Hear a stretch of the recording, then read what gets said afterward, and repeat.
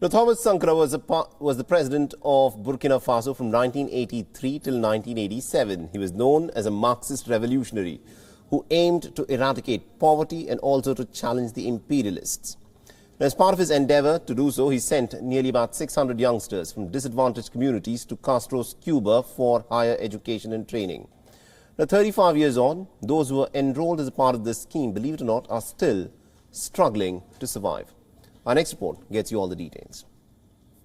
Stanislas Damiba was only 12 years old when he was sent to Cuba by the father of Burkina Faso's revolution, Thomas Sankara.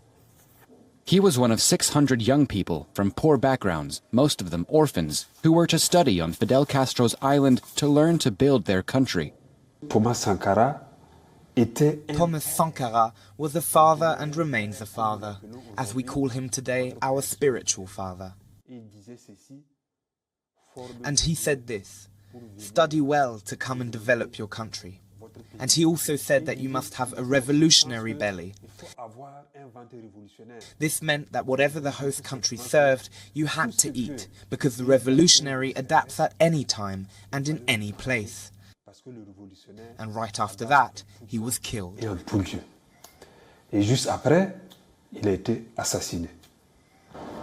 Thomas Sankara's assassination and his successor Blaise Compaoré's rise to power shattered the dreams of those known as Thomas Sankara's orphans. The new regime forbade them from studying and cut off funding. Everything we should have had as a scholarship, as training, was flatly wiped out. This revolutionary ideal was simply killed in its infancy, and us with it.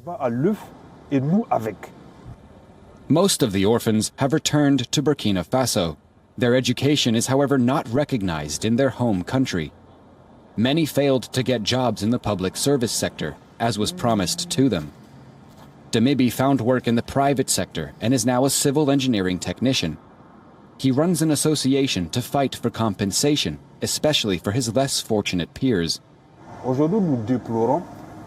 Today we mourn 85 of our comrades who have died, some by suicide, 245 who are in the civil service and underemployed, and 460 who are effectively unemployed. The Burkinabe Reconciliation Body is currently hearing a case that could lead to official recognition of the failed experiment. While the orphans of the revolution hope for reparations, a trial has started at last of those accused of their spiritual father's killing 34 years later. WION is now available in your country. Download the app now and get all the news on the move.